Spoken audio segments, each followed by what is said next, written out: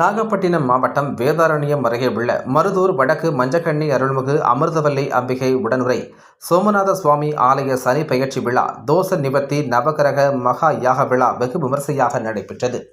ஸ்ரீ சனீஸ்வர பகவான் இன்று மகர ராசியிலிருந்து கும்பராசிக்கு வருவதை முன்னிட்டு சனி பகவானுக்கு சாந்தி பரிகார ஹோமத்தில் கலந்து கொள்ள எள் தீபம் ஏற்றி பக்தர்கள் வழிபாடு செய்தனர்.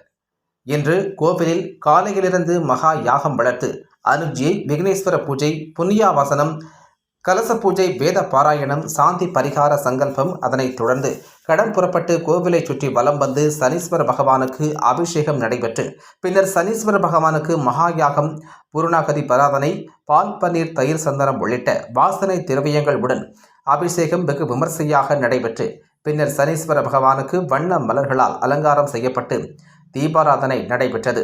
பக்தர்களுக்கு விபூதி பிரசாதம் வழங்குதல் நடைபெற்றது. நிகழ்ச்சியில் சுற்றுவட்டார பகுதிகளில் இருந்து திரளான பக்தர்கள் கலந்து கொண்டு சனீஸ்வர பகவானின் அருளை பெற்றுச் சென்றனர். நிகழ்ச்சிக்கான ஏற்பாடுகளை பரம்பரை அரங்காவலர் MSK வெங்கடேச குருக்கள் செய்திருந்தார். செய்திகளை துல்லியமாகவும் உடனுக்குடனும் தெரிந்து கொள்ள நாகை 24 நியூஸை சப்ஸ்கிரைப் செய்து கொள்ளுங்கள். நாகை மாவட்ட செய்திகளுக்காக நாகையிலிருந்து RS இளங்கோவன்.